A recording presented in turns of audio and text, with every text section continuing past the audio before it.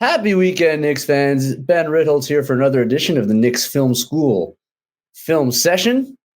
We're going to be breaking down a game that I know you all enjoyed deeply and wholeheartedly, and that is the NBA Cup elimination versus the Atlanta Hawks. Gave us a little space, took a couple days, but now I think it behooves us to break it down, see what went right, what went wrong. Although here I'm going to focus on what went wrong. And we're going to focus on a specific period of the game, and this is kind of mid-third quarter. You know, in rewatching this game, the beginning of the third quarter was not as bad as I recalled. I actually think they got stops, and they had a lot of good looks, and they missed a bunch of them. They did a lot of good things during that stretch of the game as Atlanta erased the Knicks lead.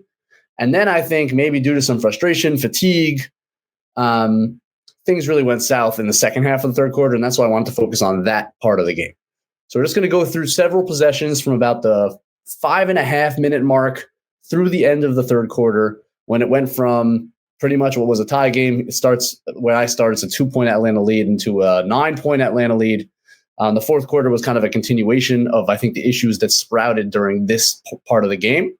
And so let's dive into some of the things, some of the elements of what went wrong here for our New York Knicks. We start here, 5:30. We're gonna focus on both ends of the ball because I think there were issues on both sides of the ball, frankly. So 5:35 to go. Knicks are in kind of one of their classic alignments on offense. You see, it's almost like a 3-2 across. You got Brunson, Cat, Hart, OG, and Bridges in the corners. You'll notice that Trae Young is guarding Mikal Bridges. We're going to talk a lot about that, as I know it's been a big topic of conversation. And Knicks are going to run a screen and roll between Towns and Brunson. Now, we all know that Daniels was guarding Brunson. How do we create space for Jalen Brunson when he has arguably the best perimeter defender in all the league guarding him, right? That's obviously going to be a key for the Knicks during this third quarter. So you see Dyson Daniels kind of steps up in coverage. And I think one thing that the Knicks can certainly improve on is their screen. And Towns, it's almost hard to criticize the best screen roll duo in the league per the numbers. I think per the eye test, they often just create good stuff. But I think a lot of the creation of great stuff is the sheer gravity of the two of them interacting in an action. It has less to do kind of with the fundamentals, and I actually think there's room to improve on the fundamentals because as Daniels here steps up onto Brunson, that should require Cat to step up and re-angle his screen so that Brunson can now actually create some space into this Capella drop, where Brunson now theoretically can expose that space, can utilize that space to make a play. But as Dyson steps up, Cat barely moves. Right? There's no relocation of the screen, re-angling of the screen to ensure that Daniels is going to hit it. And you see, look at that. I mean, this is what makes Dyson Daniels great, is look at how physical he is right at the point. And Towns, it's his job to remove him from that position, and he doesn't do it, right? So starting there, that's just a place to start. Now, Towns gets a piece, but you see how Daniels is able to fight right through because of the space that still existed at the point of the screen. So that's point number one. All right, so now Brunson's got to work downhill against a great perimeter defender. And you see how Atlanta's size on the wings makes a difference because Brunson, as well as he's passed the ball this year, is not a tall man. And you're dealing with Dyson Daniels all over him in the lane. You got 6'9" Hunter, and you got 6'9" Jalen Johnson. And so where is the pass here that Brunson has available? Now, Trae is kind of facing Brunson. Maybe there's an angle here for Bridges to lift.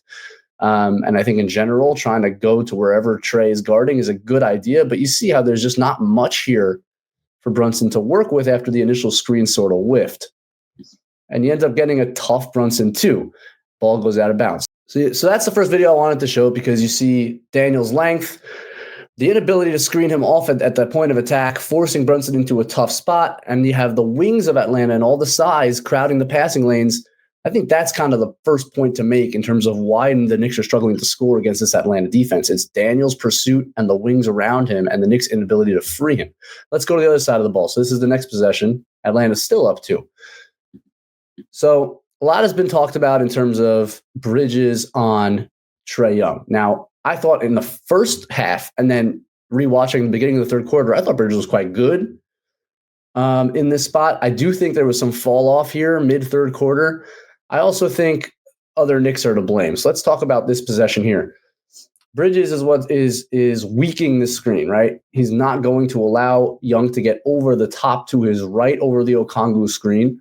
And you see it's a weaker in this kind of an ice where Cat drops down and Brunson's forcing Trae middle to his left hand to kind of force him to his weak hand, right? So it's a weak or an ice.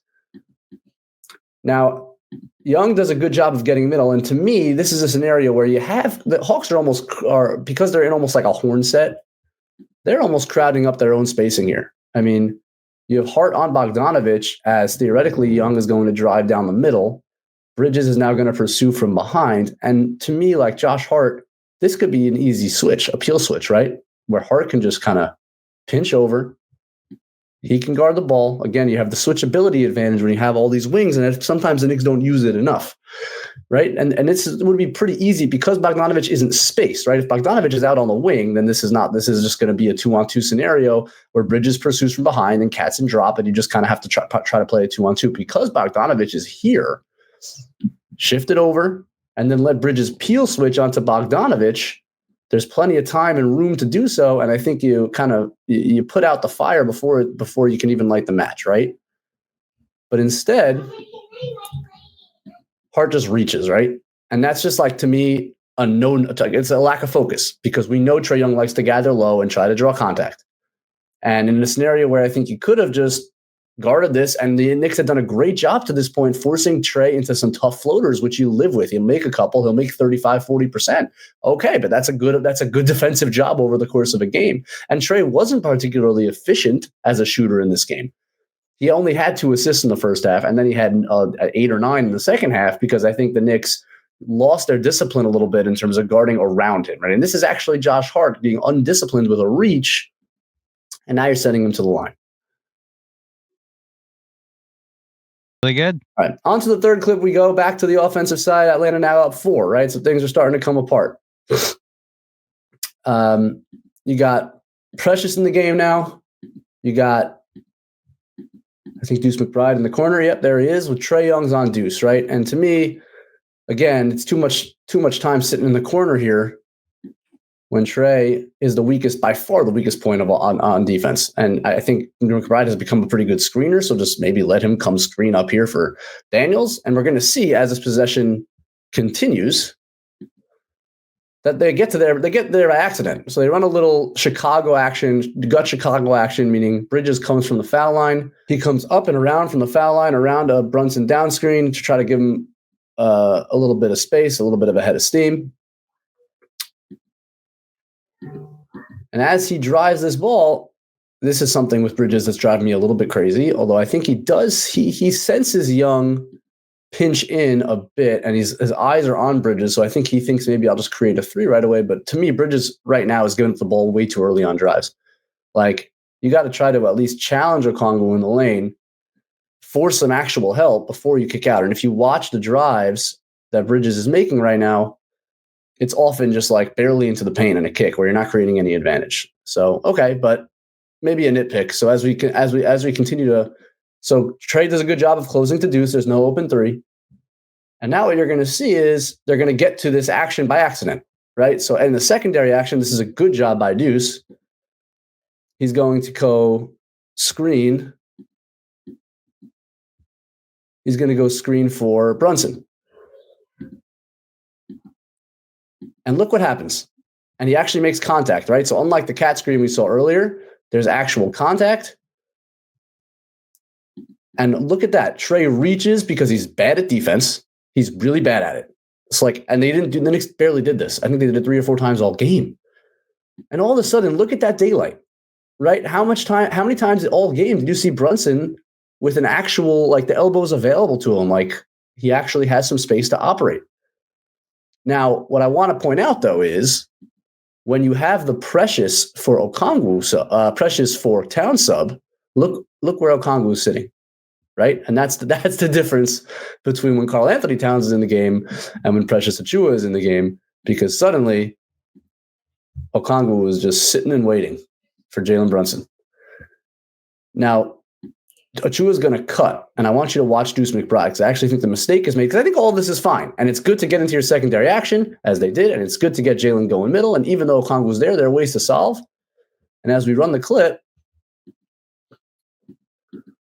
you'll see Bogdanovich pinched all the way in off of Bridges. So, Brunson probably should have seen that and maybe kicked to Bridges here. I think as Precious cuts and occupies the defenders over here, I think it's incumbent upon Deuce.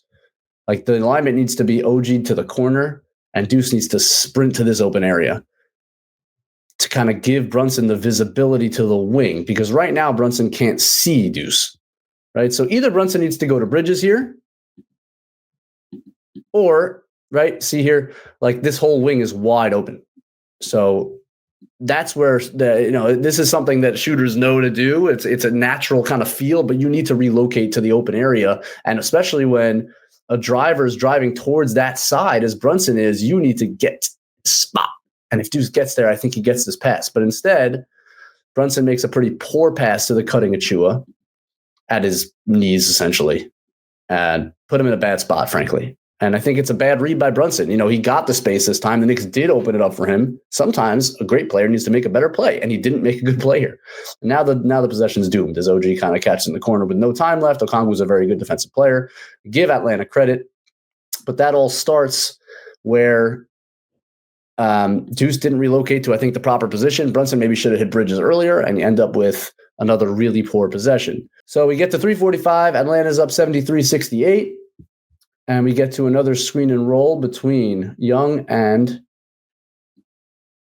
a 1-5 screen and roll. So Bridges, again, is going to chase over the top.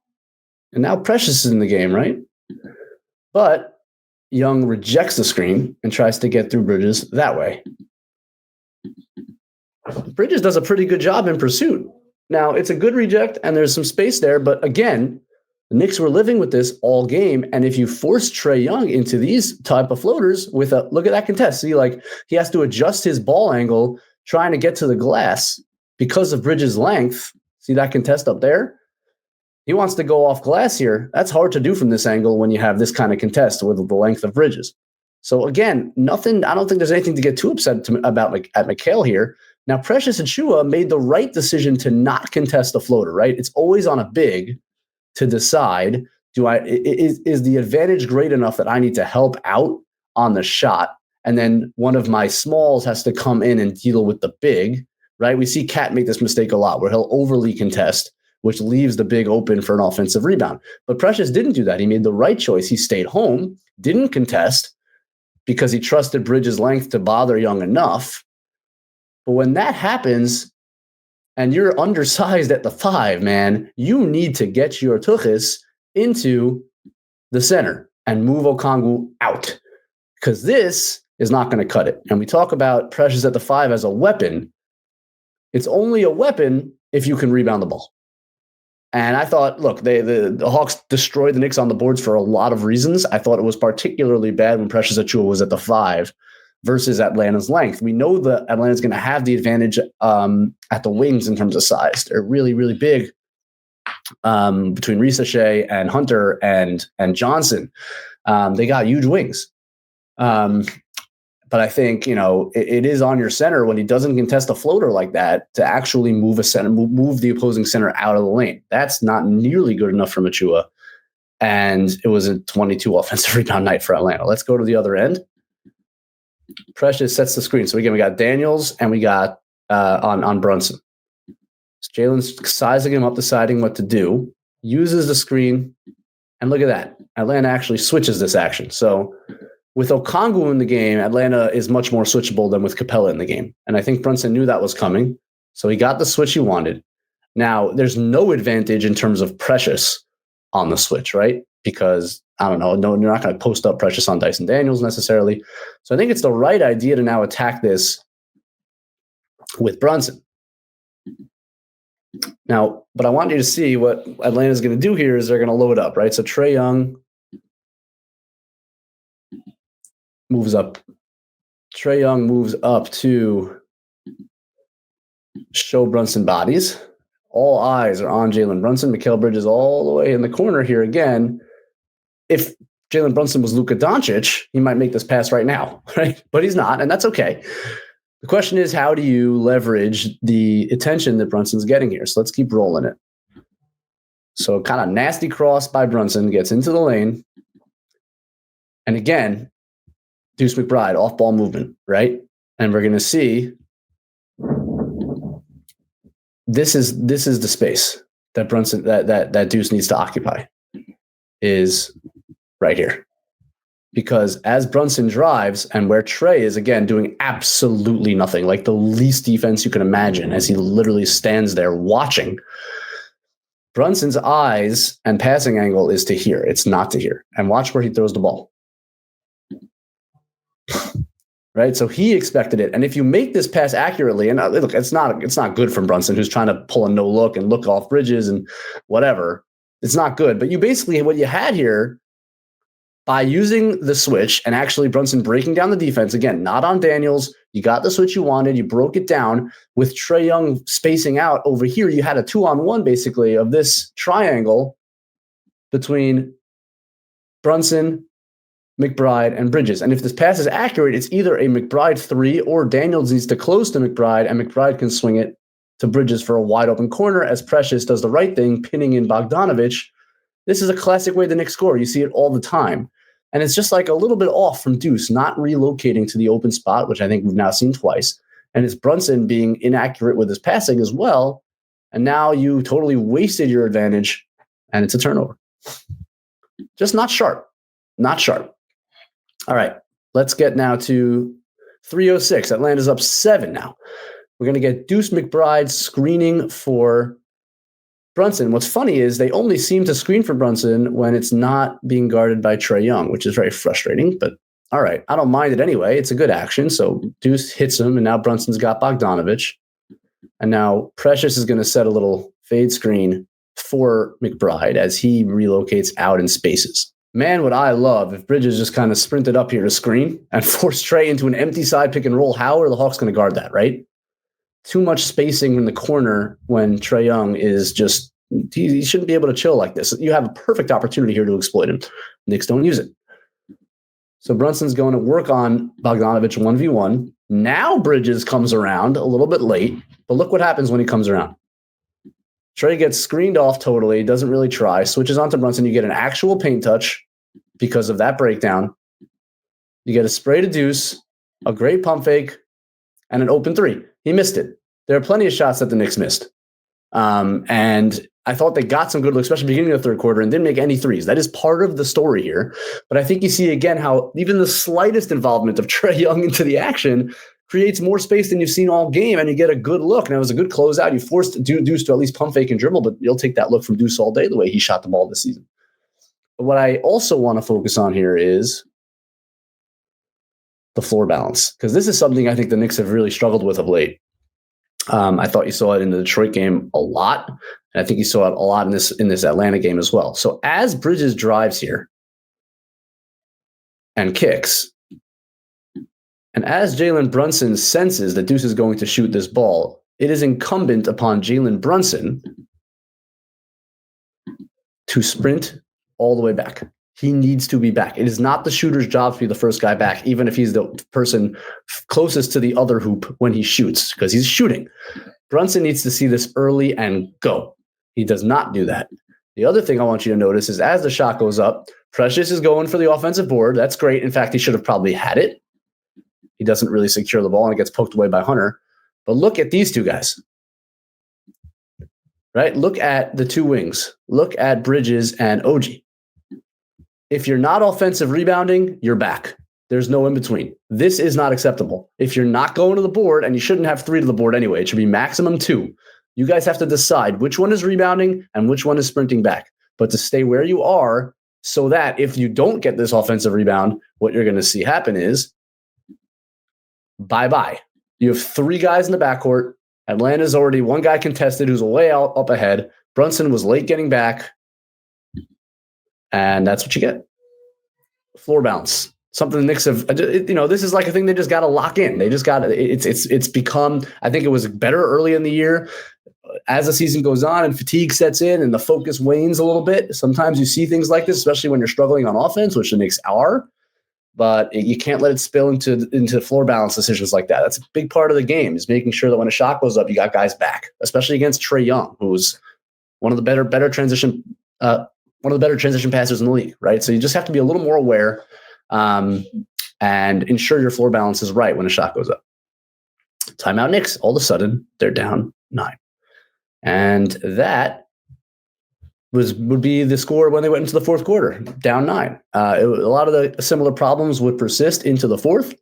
But I think just a sampling, I don't think it was one thing. You watch that game and it all seems like it's going to hell. And I don't know if there's a singular focus that I have in terms of like how the Knicks need to improve. I think it was a bunch of things. It was movement off ball, like something you wouldn't necessarily think of, but like making sure that your passing lanes are open, that as an off ball shooter, you're filling the proper lane, giving your passer the right angle to pass to. I think it's screening. I think it's opening up Brunson by just making sure that when Dyson Daniels presses up against him, that you're relocating your screen and giving Brunson that actual space that he needs to create an advantage and make a play. I think Jalen Brunson being an accurate passer, don't think he was sharp in that sense.